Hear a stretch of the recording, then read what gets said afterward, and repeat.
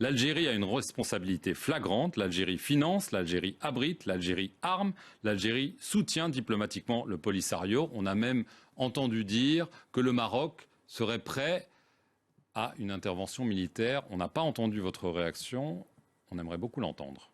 Vous savez, il y a eu d'abord le rapport du secrétaire général des Nations Unies sur la question du Sahara occidental. Nous sommes à la veille de l'examen par le Conseil de sécurité de ce rapport. Des recommandations ont été faites par le secrétaire général des Nations Unies. Le secrétaire général s'appuyant sur la mission qu'il a confiée au président allemand, président Kohler. Sur cette base-là, tout le monde s'accorde à ce qu'il n'y a pas d'alternative à la négociation entre le Front Polisario et le Maroc. Ça, c'est les recommandations.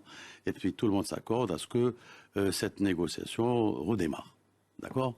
Maintenant, quand vous dites que l'Algérie soutient, l'Algérie C'est pas moi, finance, c'est le roi du Maroc. C'est des accusations quand même graves. Jamais elles ont été aussi directes. Ce que vous avez cité, nous y avons répondu. Non. Pour dire ceci. Si, on a répondu. Une voix autorisée du ministère des Affaires étrangères l'a dit il y a 3 jours. C'est vous la voix autorisée, la voix j'aimerais bien autorisée, l'entendre. c'est moi, bien sûr. Alors, qu'est-ce qu'on a dit? En fait, nous reconnaissons que l'Algérie soutient le principe de l'autodétermination et soutient les droits légitimes du peuple sahraoui.